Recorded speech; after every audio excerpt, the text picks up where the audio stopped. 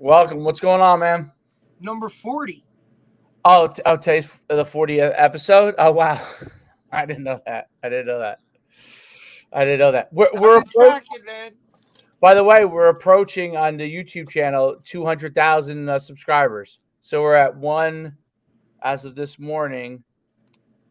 Hold on. I think Ross helped a little bit. Who? Ross. Oh. Appo. Because he sent out some stuff yesterday too. Well, a lot of it's my short stuff, but 191,000 subscribers. So, all right, let's bring on Coach, defensive coordinator at Don Bosco, Coach Spencer Scannell. I hope I said it right. You did. Okay, and then we're gonna bring him on. We're gonna talk. Obviously, Don Bosco's been a powerhouse program for quite a few years, and known by their defense.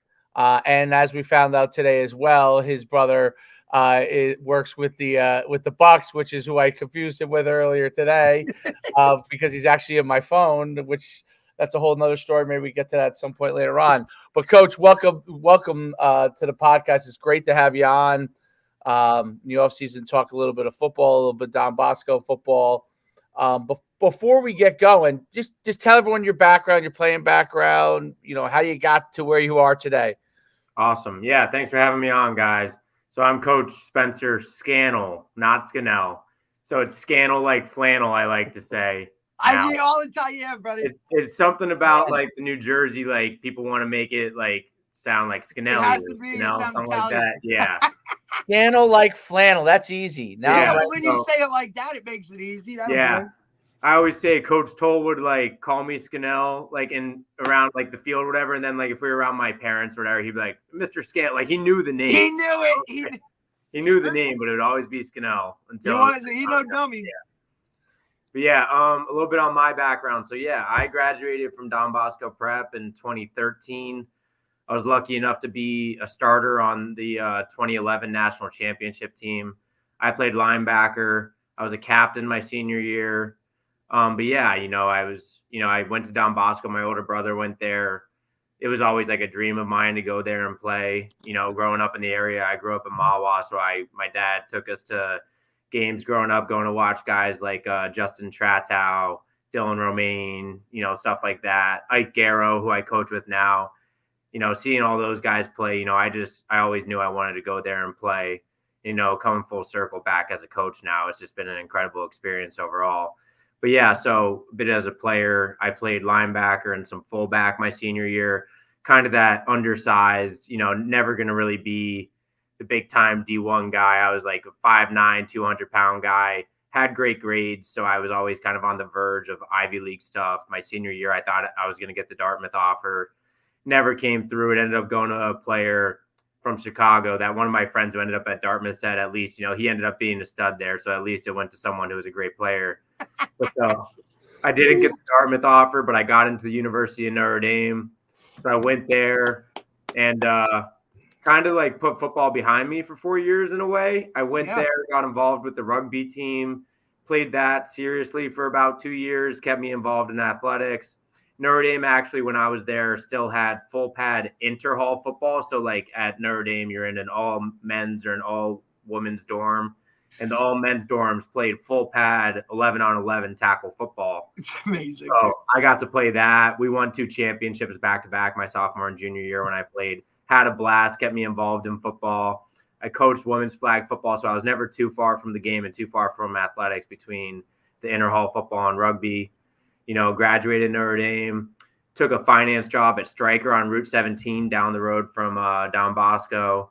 Our offense coordinator, Igor Bina, invited me to I guess it was the beefsteak or something like that, like to bring an alumni back to one of the events. While I was there, I got talking to him and Coach Teal, who was the head coach at the time, Coach Tank. And, they were kind of like, you should come back. You're right down the road, like help out when you can type deal. So in 2018, I came back. I would show up at 5:30 right when I got out of work. They started practice later. They were still on the field. Yeah, Coach Steele started later in the day because a lot of the coaches worked at other schools when he first started there. So I was able to make the back half of practice and all the stuff on the weekend. So I helped out with the linebackers with Tank Daniels and Ike Garrow. Had a blast doing it in 2018, but I ended up taking a job in Florida where I went to go do sales for a year. I went down there, ended up having some health issues, ended up coming back to New Jersey. I've been dealing with brain cancer since 2019 now. So I've been but in a way, going to Florida, stepping away from football, it stunk a lot. Like I was just getting really into it and things like that, but great job opportunity. Went down, and then the cancer kind of brought me back to New Jersey, and it brought me back to football. Man, it's been the best therapy for me. Coming back in so 2020, I started coaching again. I did the running backs, and I was the JV offensive coordinator. So I did 2020, 21, 22. I was the running backs coach for the varsity, and I was the JV head coach and offensive coordinator. Had a lot of fun doing that for those 3 years. Then after the end of the 22 season, our defense coordinator moved on to a new role, and I saw that opportunity. I spent a lot of time playing linebacker. I coached a year of linebackers, and I think every coach has their time on one side of the ball and to the other. And I think my time on the offensive side of the ball helped me a lot preparing for the defense coordinator role. But ultimately, Coach Depascale decided to go with myself and Coach Garrow, who's been coaching linebackers at Don Bosco since about 2017 now, us as co-defense coordinators. And we worked really well together this past year, had a blast. And, I learned a lot from him, and we complement each other in different ways. But, that's kind of my coaching path to where I am now. I'm going into my 6th year of coaching. I'll be doing I'll be the co-DC again and coaching the inside linebackers. So that's kind of my background on the coaching stuff. Wow. It's a wild story. I just got blown away too. So yeah, I didn't prepare you for any of that. No, you didn't prepare me for any of that. So that's Derek's fault, by the way. No preparation at all. Come on, man. It's his story to tell, So there's a lot to unpack there. So has football really been like, because obviously it's totally changed, not just from a life standpoint, but what you're doing too, right? So what has football been able to do for you as you're going through this whole process of being around the kids and getting out there practice every day? What is that like for you? I mean, it's hard to put into words what it means to me. Football's always been such an important part of my life, but obviously after getting a diagnosis like I did and whatnot, I pulled back from so many lessons that I've learned from football about persevering, putting my head down and going to work in different ways, getting strict with I went on a keto diet while I did chemo, and I lost 50 pounds during the time, and it was just kind of and I still had to exercise. So I was living in Mahwah when I was going through my chemo, but my fiance and we would drive to Bosco and we would walk the hills and walk the track up there to keep myself active, because that was the place where I learned how to, put my head down and go to work and things like that. So the football stuff, it's been so impactful on my life. So, I feel like going back and being around the kids, I just want to be, an example for them and impart those lessons that all the different coaches I had during my time gave to me, so that when they come through adversity in their life, they can persevere and, put one foot in front of the other and just get better and, learn how to fight, learn how to be tough, learn how to overcome when life throws shit at you that you don't want, that you weren't expecting. I think that's the whole reason why so many of us coaches do what we do. And, football for me, it's been the best therapy, in terms of my own health. It keeps me young around the kids. It keeps me active. It keeps my brain sharp. It keeps me motivated. It's just such an important part of my life. And I just, I get emotional talking about the game, it's such an important thing to me. And it's just incredible really what it's done for me in my life. And I just, want to pass that on to others. It's kind of like my why, if that makes sense, No, that makes perfect sense. Absolutely. I mean, it's a real life example for the kids when you talk about, having to fight through things and persevere. And so a lot of times as coaches, especially when you're talking to kids, they, what do those words mean to them sometimes, right? Right. They get it from a sports standpoint. They get it. But when they have someone that's literally going through something like you are every day and coming out and coaching and working on making them better, every single day. It's they've got a real life example of what that actually means, what toughness actually means. Like when we talk about toughness, obviously we talk about it on the field as far as tackling, But what you're really talking about is when life kicks you in the teeth, like what's going to happen there, and how do you handle it? Do you stay down? Unbelievably inspirational. I mean, I'm getting emotional myself. So, well, I mean, and listen, and that's the way, I was fortunate enough to coach Spence in his senior year. Right. Look, I mean, you're talking about undersized linebacker, but I mean, literally the heart of the team, right? And, I go back all the time and I talk about old school captains, right? Like guys that led a certain way. And that was this guy, you know what I mean? Like he would stick his nose into anything that, it was just bang, bang, bang. And that's just who he was. And he was a great leader. Wasn't never a negative guy or coming down on guys. It was just like, hey, support role. Hey man, what can I do for you? Or what can I do for this team? How can we get better? Because here he is coming from a national championship his junior year. And he knows they graduated like everybody. And then who left and who was doing this. I mean, it went from one place to another and he held the rope, man. And that's what Coach Toll preached was toughness and fight through it and all that kind of stuff. And it's just a great display of it coming now from you, right? Having to go through these tough times, handle all this stuff, and now go back and coach. Man, I mean, when I heard you were coaching, I was so excited because I knew you took that time away when you went to Notre Dame. You still played ball. I knew you were going through all that. And look, I've been through it too. And it's look, that is the best therapy, is to get your mind, especially when it's dealing with your mind directly, right? Because now you get to go there, you get to put together game plans, you get to scheme things up. You're constantly working that brain stuff. And it's important, man. And these kids need to see real life examples, like you said. So that's why I wanted to get you on, man, so we could talk some ball and do all that kind of stuff. Because, it's a great display. I mean, look, you're at Don Bosco, right? It's time to, flip that switch and bring that thing back, No doubt, man. And I appreciate the kind words, of course. Nah, you're good, dude. You're good. What's the what's it been like? So as being a defensive coordinator at Don Bosco, obviously every week is a battle, or almost every week is a battle.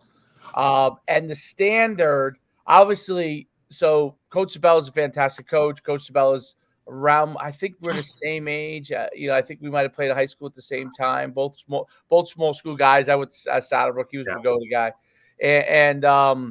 But he obviously built a great reputation as a head coach, but it's always a battle, right? So no matter how good you're doing, and at Don Bosco, you're always going to be compared to what Toll did. Yep. Which is always a looming he set thing. The standard, it's a difficult. It's almost. He wrote the book on this. It was you could be one of the greatest coaches of all time and not be ahead of the greatest coach in New Jersey history. You know what I mean? So that's the hardest part because, in my opinion, and of all the great football coaches that have coached in New Jersey history, Coach Toll is the most. I wouldn't know the best or not because I didn't play for him, but definitely the most accomplished coach in the history of New Jersey, and most would argue the best, right? But everybody would. And he also changed, people don't realize it, absolutely changed the game. So before Partridge did what he did, Toll really was the first guy to change all that, where guys coming in and going to the big schools and being a part of a powerhouse. He was really the first on that. He set the standard, that's for sure. Definitely. Talk about what the landscape is like now, how you guys continue to build the program, some of the things that you guys continue to do. Yeah, I mean, it was a special group of players, those, 6 state championships in a row, special group of players, special group of assistant coaches. Then, of course, to tie it all together, you need a guy like Coach Toll, just one of one when it comes to, high school football. There's a standard he set that we're still trying to, every year, reach that same standard. Don't get me wrong, but, he was a special guy, a special coach, special time period for the program. And we're, I'm not lying when I say we're trying to get back to that every day. It's that standard of winning state championships is still what we're chasing, still what we're pursuing.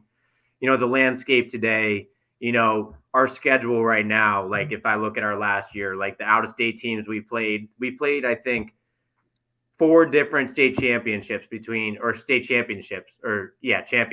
New York, Maryland, New Jersey, and Florida, or the other team we played out of state. So we're playing a crazy schedule still, like we did back in the day. But the difference that I like, I don't try to explain, but I kind of think about sometimes is like my senior year, we played Fairlawn, we played, like a DePaul team when DePaul wasn't DePaul. DePaul wasn't DePaul. We beat them by 50, bro. Yeah. So, I mean, not that, it's a different landscape in terms of. We played Fairlawn. We did play Fairlawn. Yeah. I forgot we played Fairlawn. Even when we played Paramus Catholic my senior year after Jabril transferred there, we won 31-8 or something like that. Right. Yeah, we smoked them. In the regular season, we smoked them the first game he came back to Bosco. We ended up winning the state championship, obviously, but, the landscape was just different in a lot of ways. We beat St. Thomas Aquinas with the Bosa brothers on the D-line. Like, that was like the schedule we were playing. Yeah. They said the JV team or whatever, when we were walking out there, like, did you just bring the JV team? And I was like, that was kind of a good burn, man. Like, you were ready to go, dude. They were dialed in. But yeah, the landscape's a little different, whatever it may be, but don't get me wrong, standard's still the standard. We're still chasing state championships. We've been there, 2019, 21, and 22, fell short every time, but, we're knocking on the door. We're still coming for it. And, the standard is, we're going for that, man. Don't get me wrong. We're not living in that shadow as much anymore. Like when I coached in 2018. Yeah, it was still there. Coach Teal's second year. And, kind of like from a guys coming in standpoint, it set the program back in a lot of ways, I think, in terms of like how people viewed the program and things like that. Like, like whatever happened with Coach Toll. So then like that 2022 class, maybe less kids came because of that. And that, affected the 21 class and the 23 class in ways that you can't explain, like I just think there's probably something that happened there, but it definitely, Coach Toll had such a great impact on the place. I love the guy to death, and he's one of my greatest mentors and impacts on my life. And, and his presence and his impact has, reverberated through the years in a lot of ways too, So there's much more parity in the league. Every week is more of a battle for sure. And being a defensive coordinator, it's preparing every week the same way, is bringing the same intensity that, I do it, but, it can be challenging and a challenge to get ready for, most teams are spread offenses, but everybody does things different ways. There's new athletes every week. There's never a time where you can sit back and not, bring your A game, because our corners are going up against Division I guys everywhere, slots, running backs, offensive linemen. Like there's a Division I guy every or week. 2 or 3 on every team that is a maker of some sort. So it's in short, I guess, it's exciting. It's an exciting time to be in our league. You feel like you're coaching high level football every week, and that's what I love about it. Yeah. Every Friday night or every Saturday afternoon, you feel like you're going to war and playing against great competition, great coaches. Like I think the state of the league is amazing, and just continuing to get Don Bosco that 1% better every year, so that we can win that next state championship is a huge goal of mine in the programs. What is the what's the landscape like as far as how you guys are pulling players now? Are they coming from everywhere? Are they coming from mostly north? Like, because obviously you guys border New York, and then we always had a couple New York guys. Where are the players coming from, and do you see players like moving more than they used to, that kind of a thing? So I would say it's not as much of the moving. I think people are traveling further. I feel for a lot of these parents, man. These kids, like you got to remind them sometimes, like, hey, when you get in the car tonight, say thanks to mom and dad for picking you up at 7:00 to drive you back, to get home at 8, and then wake up at 5:30 to drive you back here in the morning, type of deal. So I guess I would say there's less Bergen County guys coming to Don Bosco to play football than back when I was there. Like we had a lot of great players from Ramsey, Mawa, Cattle River, even Franklin Lakes, Wyckoff. Like a lot of those guys now are going to their public schools still. Like Ramapo is such a great program. Highlands is such a great program. A lot of those guys staying at their public schools, I guess. But we get a lot of guys still, from like the South Jersey area. The New York stuff, we're kind of the closest program, us and St. Joe's, for those schools to come to. So we still get it. Like Kyle Sikowski was a great player from Warwick. We had our starting safety, punt returner, kick returner, punter, Connor Cosgrove last year. He's a Warwick guy. We get a good amount of that New York talent still, and I think it's a huge part of our program. Those kids are always tough. I think they get a great like Pee Wee football education there too. Like Hinspeter brothers, like Timmy Hinspeter, who's at Rutgers now, another, Warwick area guy. His little brother's playing for us now. But you still gotta pull from everywhere. You gotta find the talent and hopefully attract them through winning and stuff like that. So we're still getting a lot of great players, but I think it's definitely more spread out than it used to be. Like I think we had a high concentration of the Bergen County talent, and then a lot of the guys from Newark and Patterson were coming up to us. Whereas now I think changed. Our kids, like, it's hard for them to even hang out on the weekends sometimes, it feels like, because they're coming from all over the place, and mom and dad are driving them 5, 6, 7 days a week during the season there. And then I don't know, I think it's tough for them to get their license, So kids are coming from all over. I don't know. I think it's the same for most schools, Yeah, that's really interesting. I remember used to get a couple of guys from New York, but I didn't even know like that football had be like in that Warwick area had really improved that much. But I guess what was the other one? Goshen too. We used to get some guys too, Dave. Oh yeah, and then now Spring Valley maybe St. Joe's gets more of those kids because they're more Spring Valley is a little bit of the other side for you guys, right? Yeah. You guys it's not far. It's not far. Oh no, it's not closer to St. Joe's, but okay, that's where Yuri Wright was from. Right? Yeah, okay. Boy. I know that they used to have a good youth program. That's really interesting. Talking ball, so the defense that you guys have had, especially the last couple of years, like if you ask people, like, and it's funny because Sabella's a well-known offensive guy, but if this might bother him, but if you were to ask people like the last couple of years, really, what has been the thing that's been so dynamic on Don Bosco has been their defense, So like we have guys that play in our club from Del Barton. That's what they talk about, like how the defense, like we couldn't move the ball against them. Mm-hmm.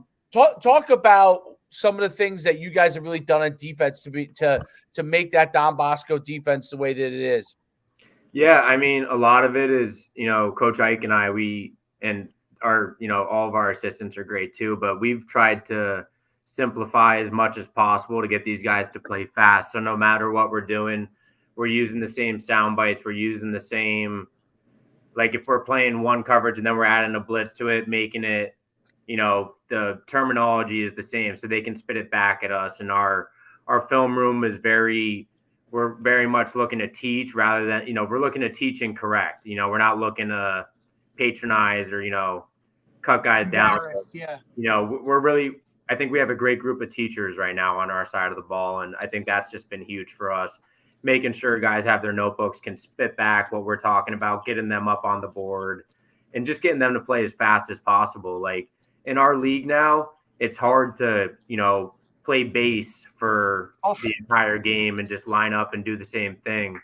So how do you be multiple, but like use the same terminology and get them to play fast, even if you're doing a few different things, has been huge for us because we just try to, have them spit out. Like if you're the wall seam flat guy, who's inside of you? The hook curl guy. All right. If you're the hook curl guy, who's outside of you? The wall seam flat guy, who's out, and just like having them be able to spit the same stuff back and forth, repeating the same teaching comments, whatever it may be, just getting them to speak our language has been huge. And we had a great, like our first year last year, we let up, I think it was 14 points a game. And that was like an improvement of like almost 10% or something like that from the year before. So I think we're just getting better. And a lot of it's just the teaching and getting the guys to play fast, doing multiple different things.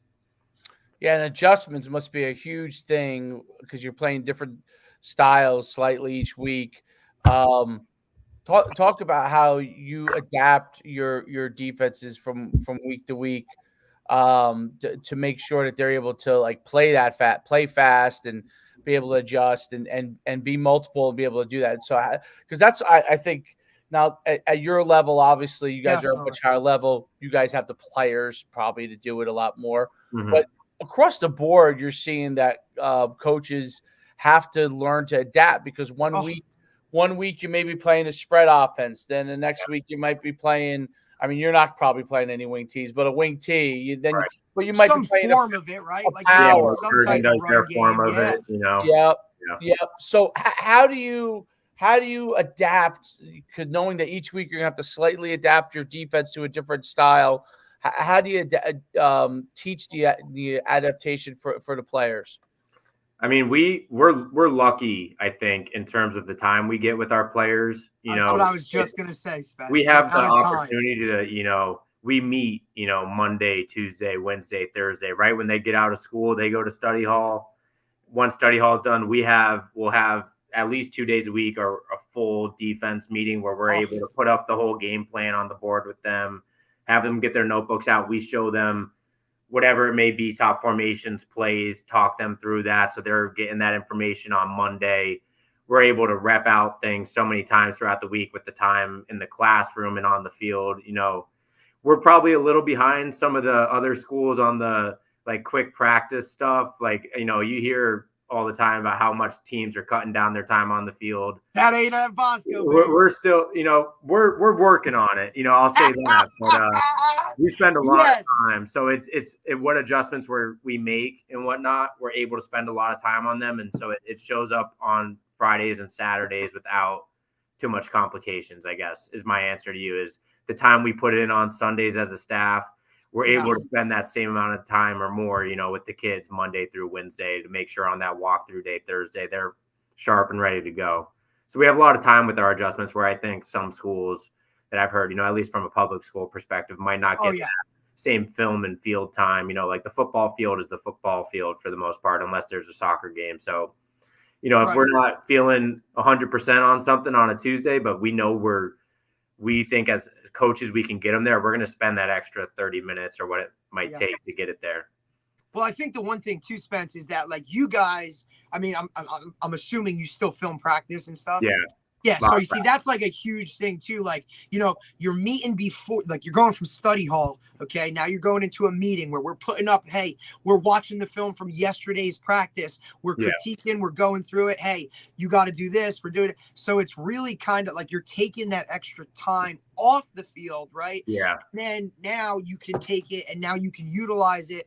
You go, you know what I mean? You practice, you come back. Now the coaches will meet, we'll watch film so that the next day when you guys come in, bam, we got our notes and we're ready to go what we need to do. From a public school perspective, man, like they just don't have that time, right? And then not only that is some of those guys, they could care less about film or be vested in whatever because it's just not the same type of, situations that they are. And for me, that was one of the biggest adjustments when I was there was like, damn, man, like we do a lot. Like look at all the time that these guys put in. Yeah.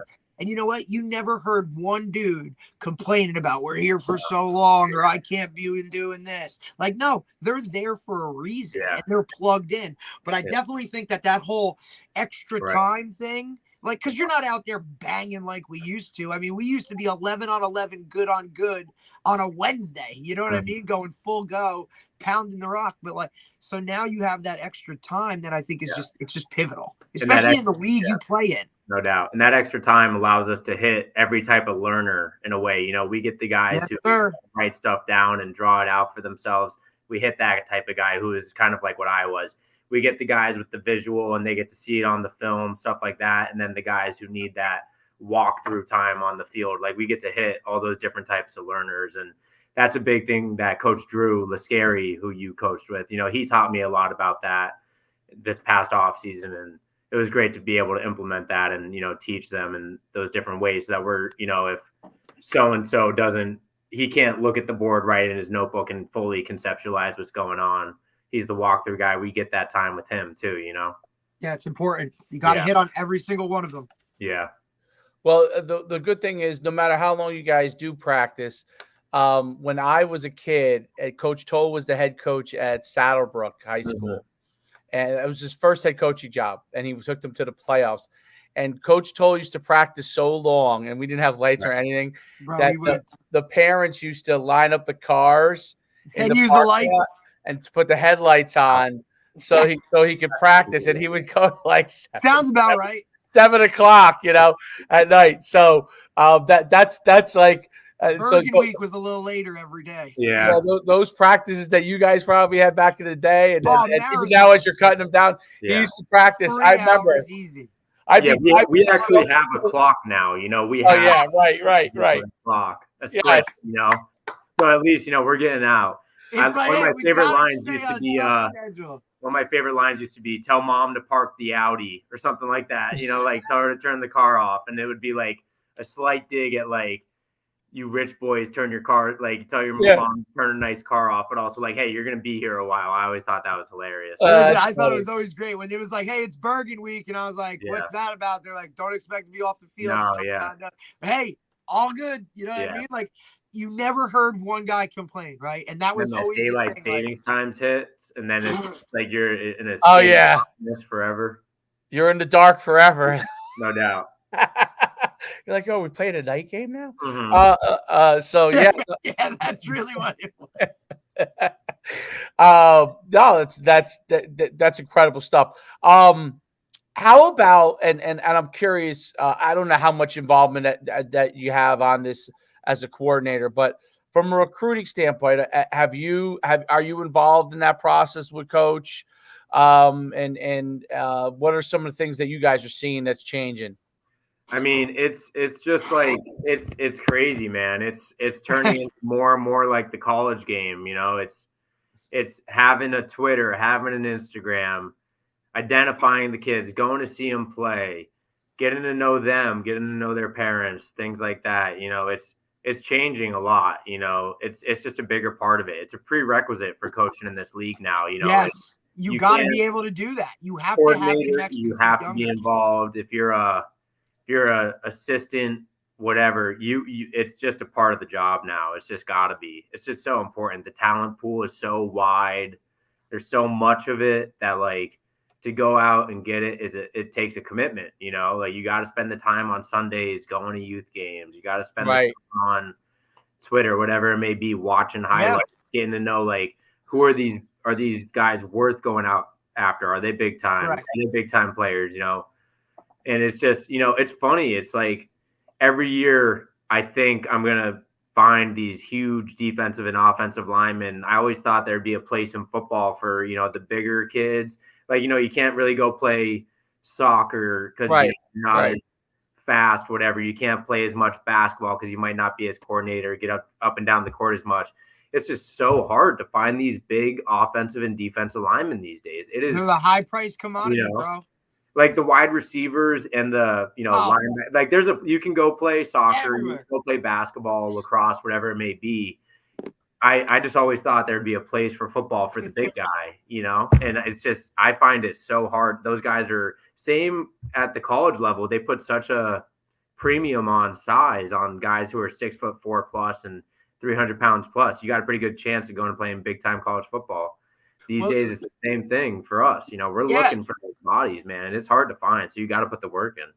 I mean, look at you, like some of the guys that even you played with, right? Like you take them for granted, right? Like, you look at a guy like Quad, you know what I mean? Or just guys with size and stuff like that. Like, think about in your 4 years there, the offensive linemen, defensive linemen that came from Bosco to go big time. I mean, Justin Tritow wins how many national championships with Florida? You know what I mean? Like, these guys went places. I mean, you can name a lineman every year that went somewhere. Yeah. And now it's like you look at it and the landscape is so barren. You know what I mean? Like, Dave and I talk about it all the time because he's fortunate enough to, he has his son is playing, ball now. He's just getting into the tackle game. But like one of the kids that's his, on his youth basketball team is a monster, dude. And it's like, hey, he's already going to have like, interest because of just like size, whatever. We're talking about 9-year-olds, Yeah.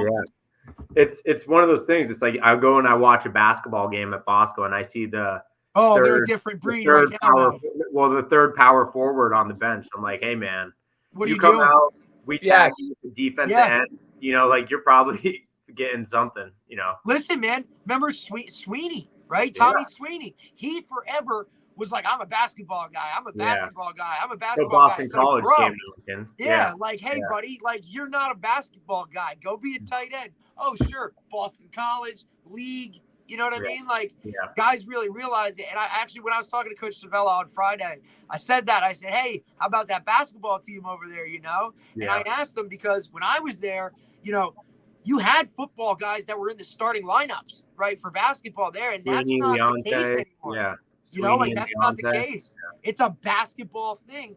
Those other guys, it's like, hey, man, come on, dude, come do this, come do that, because it's there. It's just, and that's where you have to find guys. Dave and I talk about it all the time. Yo, man, recruit your hallways. Like, there's got to be 5 people walking around that should be playing football. Right. The lineman thing is a tough thing because of flag football. I think flag's so popular now that like you're obviously skill kids. Whenever they decide to do tackle, they can do it whenever they want because they can play flag all the way through. But with some of the programs not having as much tackle, what happens is you get like kind of like the bigger linemen go to these all-star things, right? Which is good because they're better, but you lose a lot of these other kids who could have been linemen because maybe there's not enough. Maybe there's not a team at their local town, so they got to go play in an AYF program with 3 towns or something like that.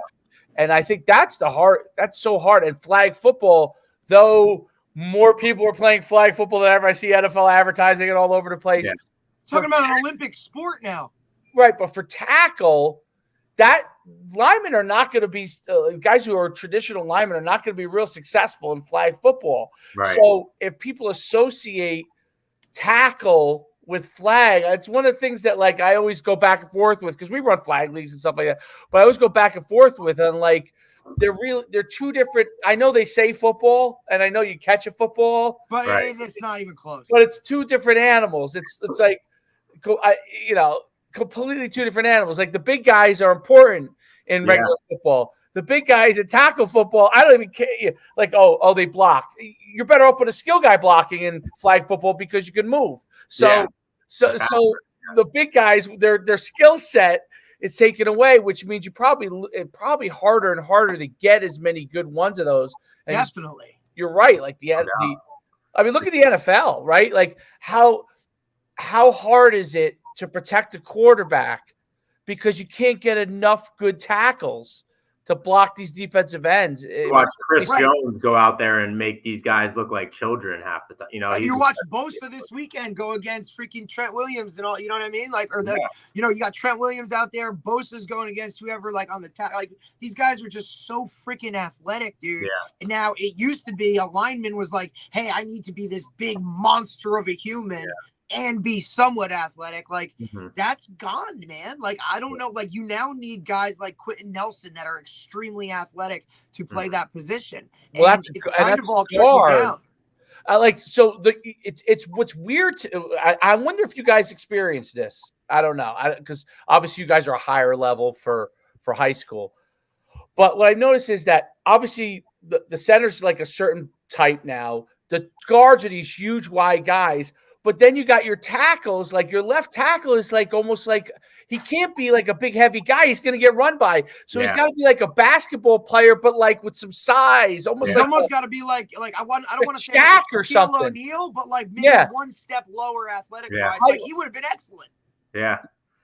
I mean, it's just, you always want those. You need those big guards inside to handle something because you still see these gigantic 3 techniques and 2 eyes and especially huge guys in the middle. But like the speed on the outside, it's like the edge pressure, the speed you need out there. It's totally different. You're right. And especially when you're talking high school guys, right, where are kind of like almost everybody now is a tweener, right? Like everybody could be a strong safety, a linebacker, or a defensive end. It's like just a matter of which one do you do better or any of that. They can all just be the same thing because everybody with like how offenses have evolved, right? Everybody's just chucking the rock all around. So it's like, all right, well, what does a big guy do with that? Not much. So let's just stick that big dog in the middle and then have athletes everywhere and we'll just run around with like, it's hybrids, like, right? It's craziness. Hybrids, yeah, Everybody. they make a huge difference. Well, college recruiting, college is coming in. What are you guys seeing? Like, are your kids getting recruited as much by colleges as they used to with the transfer portal? Is it the same? Is it different? I mean, it was tough. This last group had a tough time once the new rules came about. But we still had a very talented senior class. We had 8 like the early signees that went I guess a month or 2 ago and signed, and then it's early second wave in February we had another 4. So okay, wow, 12 out of our 24 I think seniors going to play college football. 8 of them playing like Division I. You see, football, the difference is it's just like, look, like you guys are still producing talent to go to play college football. Oh, no doubt. Look, it's just not the wham bam type of like, oh my God, you know what I mean? We don't have 4 Army All-Americans, like we did when we had Elijah, Quan, Darius, Leonte, and Schuman. Right. I mean, you're talking Yuri was the other one, like that. Those 2 years, it was like having 5 Army All-Americans in 2 years or whatever it was. That's unheard of. And even having Chase, who was invited to the Under Armour All-American game, and then Jordan Thomas this year go to the Under Armour All-American game. Still impressive. We still have a lot of talent. Still developing guys to go play at the next level, and we have so many guys that went and are playing as freshmen and sophomores at their college levels. We're still producing a lot of guys and developing them super well. We just got to put it all together and go win a state championship now. No doubt. It's that Big North the gauntlet, the conference, it's the SEC, bro. But obviously the playoffs become because you're playing everybody again. So, which can be tough, Maybe I wonder if you can explain this. They just came out. Did you see the whole thing with the parochial that they're? I was. What that they're going to re-rank it? It's not. What does that mean? What does that mean that they're doing? We've had a discussion about it the other day, and somebody was like, "So it's just the same thing?" And I read the article, and somebody at the end said basically the point was to get more teams into the B bracket. Right. They want to just balance it out. We haven't had like the non-public A, like our bracket hasn't. It's supposed to be 16 teams, but Hudson Catholic, I think, and another team in the A bracket have not participated like the last 2 or 3 years. So it's kind of there's always a bunch of guys that like just opted out, whether it was injuries or being young, whatever it may be. So I think the whole point is to take more of the A teams and put them in the B bracket was my interpretation, but it could be totally wrong. Yeah. I mean, it's the same thing. We were looking at it the same thing, and they were looking at like just go. What do you talk like? All right, so what you're gonna just move? Yeah. You're just going to change the number for enrollment and say, all right, if you have this many students, you play here. If you have this many students, you play here. Yeah. And then I sent it to Dave, and we're looking at the numbers, and we're just like, dude, it's the same thing. It's literally the same thing. I think maybe 1 team or 2 teams might like cross, and I think it'll end up as a smaller A bracket is my prediction. Like we said, Dave, right? It's going to be like, hey, group 1, 2s are on this side, group 3s, 4 are on this side. Like, at the end of the day, at the end of the day, we said, what were we saying? Dude, just put them all together and let's put them all together. It takes St. Mary's, St. Mary's, and the I don't know. There must be like 4 schools. Let's play till February. Like the schools that have 50 kids in the school, let them play in a little like. I mean, you're talking about DePaul played St. Mary's this year, dude. Like that was like us playing Fairlawn. No, look. No, whatever, like it is. Look, great for like good for you. You made it, whatever. But like, should you have to now? That's just that's part of this whole thing. Let's just pick the 16 best parochials, dial it up and go. Because even with all the opt-outs for A and B, like it literally limits you to 16 altogether anyway, right? I mean, half the time it's like, oh, I'm supposed to be lined up to play this guy, but they're opting out, so now I got to do this and play over here. And I'm glad I'm not the guy in charge of all that, Listen, bro, that's above our pay grade in college football. It's just no one's ever going to be happy type deal, I think, Just call your boy Darren Cooper. He'll let you know. Yeah. Cooper will let you know. That's your guy. No doubt. It's interesting, dude. Well, Coach, it's been great having you on. Amazing, inspirational story. really like wish you the continued best, man. It's you're sharing real life things with the kids that more than anybody else, you're able to instill those values in them, and I'm sure it's making a big impact on them, not just on the field, but what they do, outside of football. Yeah. Really, thank you for coming on. Anytime you ever want to come on again and talk football, we'd love to have you. My man. Guys, thanks for having me. It was fun. Hey, Spence, thanks, buddy. Appreciate you taking the time. Coach. Have a good one, man. All right, buddy. We'll talk soon. Have a great day. See you, Spence. Later, guys.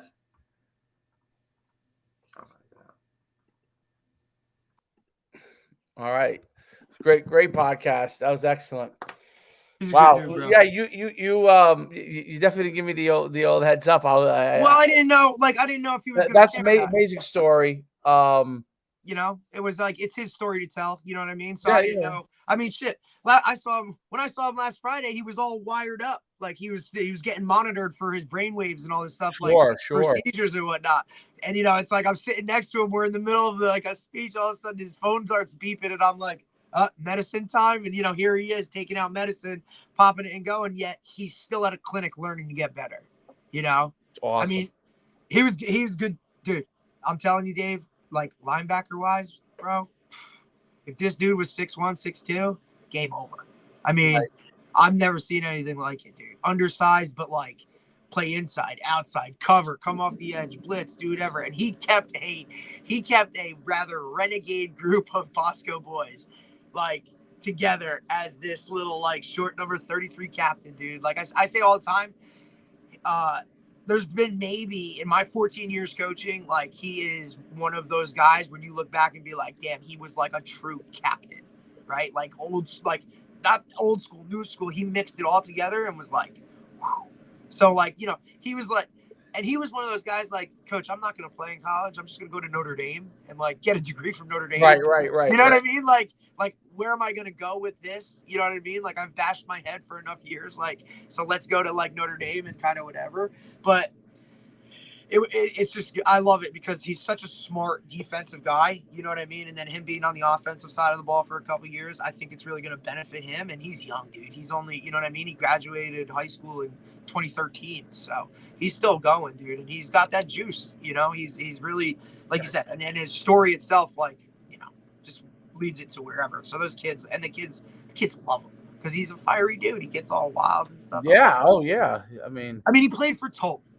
He knows toughness, right? That's what it was, dude. He bashed and fought and worked and all that kind of stuff. It never doubts me that when it comes to that kind of stuff, even the off the field stuff, that he just takes that stuff head on and he'll just go. There's no doubt about it. No, it was awesome. That was an awesome podcast. What was I gonna say? Did you hear him talk about assistant coaches though in the recruiting world? Now, you're not just going there to coach X's and O's, dude. You got to go there and then you got to go do stuff. You got to know how to bring kids in. Yeah, I know that's the incredible thing. That's the most difficult thing.